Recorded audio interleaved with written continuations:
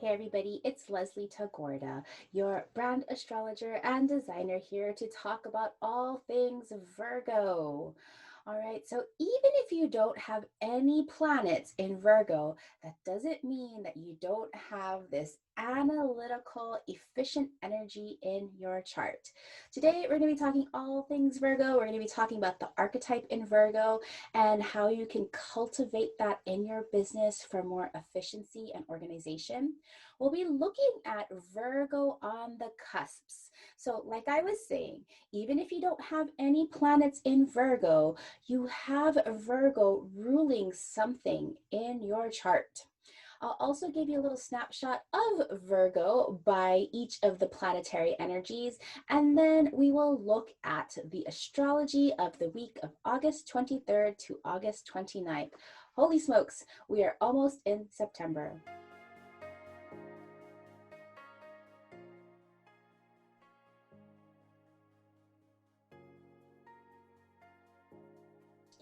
So, you might know that I live in San Francisco. Last Saturday, I was woken up by the wind just howling and the lightning and thunder, which is really, really unusual in San Francisco. The weather here is normally pretty easy. We don't get too many storms. We get fog and, things don't get very hot here in San Francisco. But oh my gosh, when I saw those hours of lightning, I stayed up for the rest of the night because I was kind of really freaked out just because I know astrology and because we have so much fire in the chart at, last Saturday. We were still in Leo season. We had Mars in Aries squaring Pluto, which is like a really intense energy that likes to, if you've worked with me for a little while, it likes to blow things up. It's like whatever like Pluto touches, it just intensifies, right? Just brings things out of the shadow. And California goes through these definite fire seasons, and they've been getting worse and worse and worse. And so when this lightning storm happened, I was like, oh, this cannot be good. So almost a week later, almost all of California is burning. And gosh, I have no idea what's going to happen, on top of like every time you think that 2020 can't get any worse, intensity just keeps on piling on. I feel super grateful to be in San Francisco, even though the entire Bay Area and all of the 9 counties, San Francisco is the only county that doesn't have a fire going on.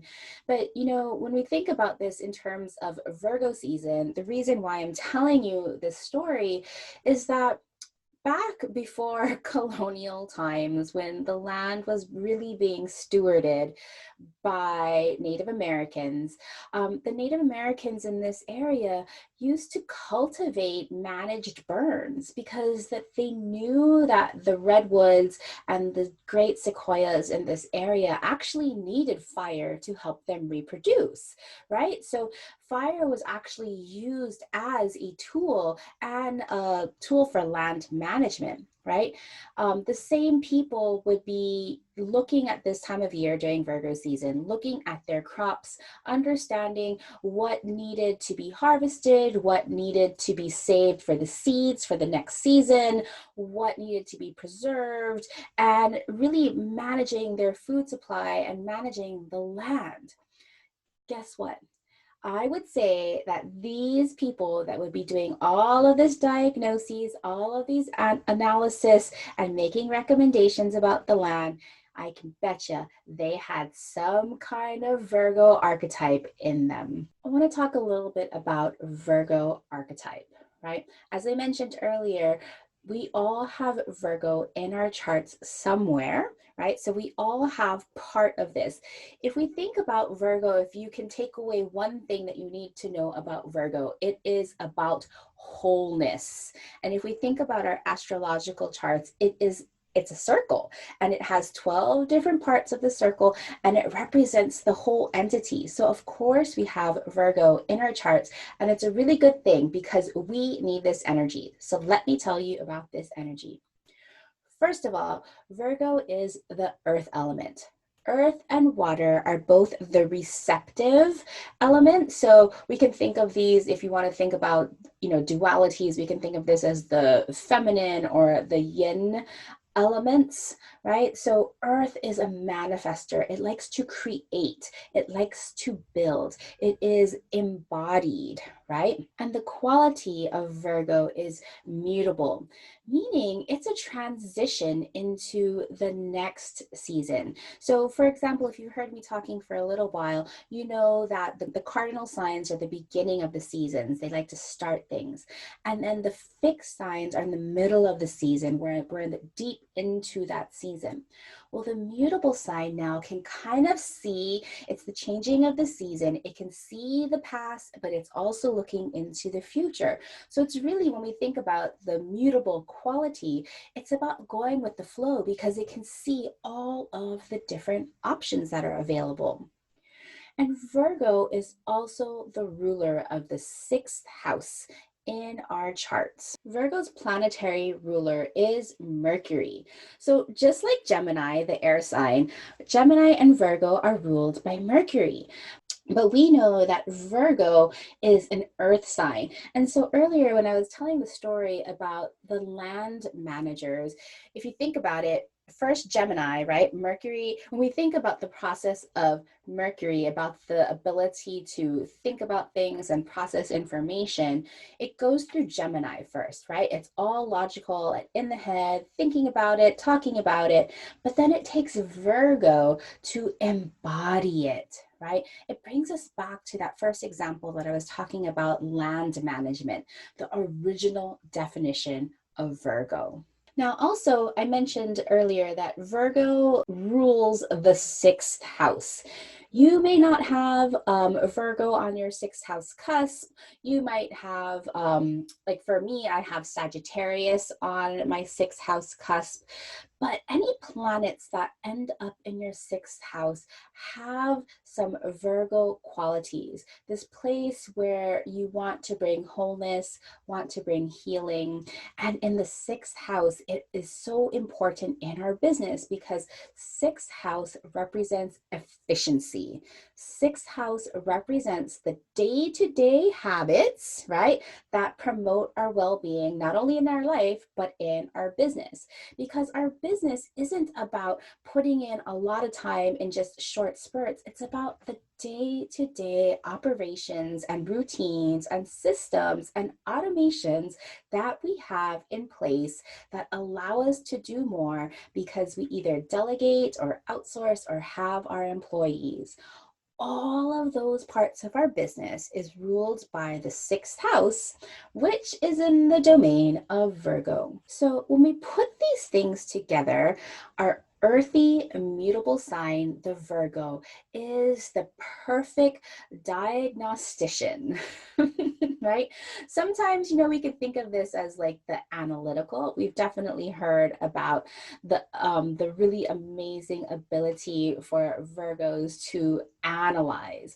But really, why they are analyzing is because they're trying to diagnose and make whole. Right? So you'll see a lot of people with Virgos, they will embody the healer archetype, right? And now there's many different expressions of healers, right? We can have nurses. I've seen a lot of yogis. I've seen a lot of herbalists. I've seen a lot of like financial therapists or people who really love to crunch numbers, right?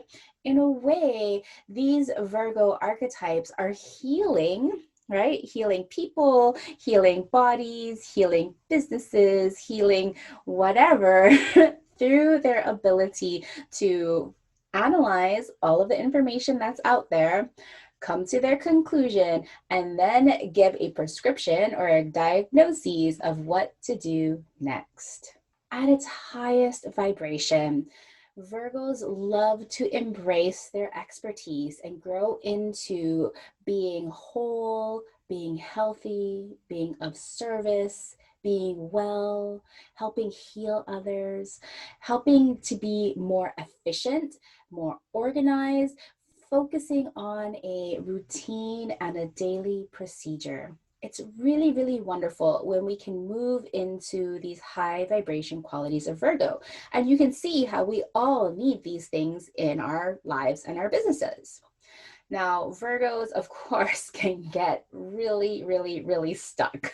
The same qualities that make Virgos the wonderful diagnosticians also can get them really stuck. And this is where they need to let go, right?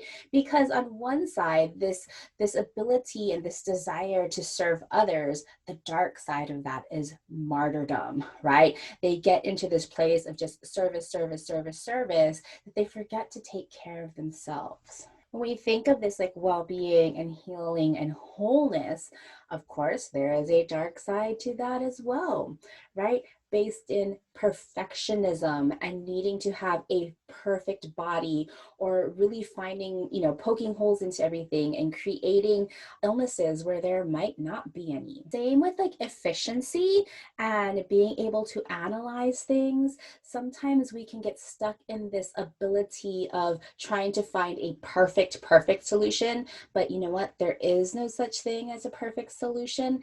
And then this gets us into this cycle of self-doubt, worry, workaholism, perfectionism, all low qualities of Virgo. Now, I know that lots of us have self-doubt, lots of us have perfectionism, right? So we can also look at our Virgo in our chart to see where this comes from and to see how we can work through it, to let go of it, because these kinds of things, these kind of low vibrations do not help us grow forth in our business. So I hope you can see how Virgo is so important in running an optimized, organized, efficient business. So the next thing I want to talk about is Virgo on the cusps. In my free Facebook group, The Savvy Luminary, I asked a question just the other day about Virgo and what questions they had about Virgo in their charts. And it was unanimous. The questions that people had came to be certainly about, like, what if I don't have any planets in Virgo? What does that mean? Or I have Virgo on my 10th house, midheaven cusp. What does that mean? So let's talk about that, because where we have Virgo on the cusp, meaning the ruler of that particular house, and if you've been following me for a while, you know that we have 12 houses in our chart, and each of those houses, they look like little pie slices in our chart. Each of those houses represent a certain part of our business and brand, right? And so wherever we have Virgo in our business, right, whichever house it falls on, is where we need to show up more whole, more focused on wellness, more efficient, more of service to others, and of course, more organized. So when you look at your chart, I want you to look at each of the cusps. Those are the different lines that separate each of the houses. And depending on which chart system you use or where you've got your chart, sometimes at the very end of the cusp line, you'll see the different symbols. So look for the symbol of Virgo, and that will show you which house is ruled by Virgo. And this will tell you specifically where to direct your Virgo energy. I'll be sharing on social media later on this week some of these house by house kind of Virgo cusp information, but I'll read through them here, so this will give you more information. So let's go through Virgo on the cusps,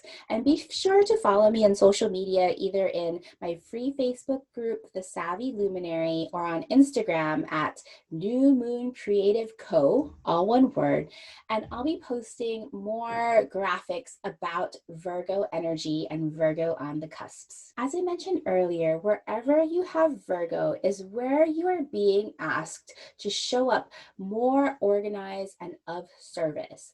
So if you're Virgo rising or have Virgo on the first house cusp, right, you are meant to show up more organized, more efficiently in your brand identity, and your leadership style. The second house represents your personal brand values, as well as how you add value to your customers through your offering. So if you have Virgo on your second house, Your brand values and how you add value have something to do with being more efficient and more organized. The third house represents your communications and how you talk about your brand, how you promote your brand, and all of your brand messaging. So if you have Virgo on your third house, make sure that your communications are really efficient, organized, step by step, and of service. Now, if you have Virgo on the fourth house, you have something in common with me. I only have Virgo in my fourth house, and the fourth house is more of an interior house, a private house. The fourth house represents our emotional security, our groundedness, our roots to our past experience. And of course, our past experience can be with our family and our ancestors, or even thinking about our home and our home offices, since we're talking about business. But because we know that our business is an extension of ourselves, we cannot separate our emotional security from our business. So if you have Virgo on your fourth house, you're really meant to analyze your emotions and how this allows you to show up and be confident, or maybe, assess why you're feeling self-doubt. The fifth house represents creativity and joy to all of the projects that you work on. In traditional astrology, of course, fifth house represents kids and play. And in our business, these are our little projects, how we add joy and fun to all of our work, because of course we want to be working on things that bring us joy, bring us satisfaction and purpose. So if you have Virgo on the fifth house, you are meant to be more organized and of service in your business through creativity and play. Now, if you have Virgo on the sixth house, we spent a little bit talking about all the things that the sixth house represents in our business, right? Our day-to-day operations, our automations, our systems, our ability to delegate to employees and vendors. All of these things encompass the sixth house. So no matter what you have on the sixth house, like, you still have to, that's the style of how you're supposed to get your daily operations done. But if you have Virgo on your sixth house, the way that you're meant to get your daily operations done, of course, is by being ultra organized and being ultra efficient. This is the natural place for Virgo as ruling the sixth house. If you have Virgo on your seventh house cusp, this is where you're supposed to be more organized and efficient when collaborating with your ideal customers and other co-creators, the people that you commit to and the people that commit to you. If you have Virgo ruling your eighth house, the eighth house is another one of these kind of mysterious places. It's a very powerful place, but it's a very kind of private place. Some people say that it's a healing place and a psychic place. And I love to look at the eighth house as the place where we get to empower ourselves and others through breaking through taboos and being ultra vulnerable. It takes a lot of trust. So if you have Virgo on the eighth house, to me, this is really about getting organized in your really mystical healing abilities and bringing that through in your business. If you have Virgo on the ninth house, oh my goodness, this is where you need to get really organized and efficient about your vision of what's possible. The ninth house is a very expansive place, and sometimes it can also represent philosophy and our teaching on a more global scale, or even sharing our vision through public relations to a larger, more global audience. So if this applies to you, how can you get more organized and efficient in what you believe is possible for yourself? So if you have Virgo on the 10th house, the 10th house is also known as your midheaven. And your 10th house is the most visible part of your chart. And it represents your public sphere. It represents the ultimate mission and how you deliver your offering. It is very, very visible. So it's very important in your business, right? Some people call this the career line. And so if you have Virgo on your 10th house, you are meant to be showing up as well. Well meaning wholeness, healthy, organized. I see a lot of people who, again, are healers or nurses, or they have a Virgo 10th house activation. If you have Virgo on the 11th house, the 11th house represents social impact and community building. These are your larger groups, your platforms, your fans. And so if you have Virgo here, you are meant to show up in an organized and efficient way with a dedication to serve others in something that revolves with a larger social and humanitarian impact. And lastly, if you have Virgo on the 12th house, the 12th house is about restoration. It's about retreat. It's about bringing more ease and flow into your work and your life. So if you have Virgo on the 12th house, your job here is to figure out how to be more organized, more healthy, and more whole within your ability to restore, retreat, and surrender in your business. Now, for those of you that have planets in Virgo, these are the gifts that you are meant to work with in your life and business. If you're Virgo rising, just like I said earlier, if you have Virgo as your first house cusp, you are a Virgo rising, and you are meant to lead and guide efficiently with wellness and a dedication to serve others. Now, if you're a Virgo sun, in the last podcast episode that I talked all about the sun sign, I thoroughly went through about how our sun sign is the soul of our brand and our business, because we emanate and create and naturally from this place. So if you have a Virgo sun, you are a natural healer, diagnostician, analyst. So make sure you're using those energies and creating opportunities for you to use and radiate those Virgo energies. If you have your moon in Virgo, this is your interior life, the way that you feel, the way that you heal, and the places where you really want to be recognized and acknowledged as a Virgo. As somebody who is super organized. You love feeling organized. You need to feel really, really healthy. So you work at that and acknowledge that it's okay to want to feel healthy and whole. If you have Mercury in Virgo, oh my goodness, you are very analytical, of course. Because Mercury is in its home place of Virgo. You think and you express yourself in very organized ways, always thinking about how to analyze the information, not just for data's sake, but how to make things more efficient and productive, right? You're putting that extra layer onto your thinking process. Now, if you have Venus, a Virgo Venus, you attract and connect with others that also share the same values of Virgo, right?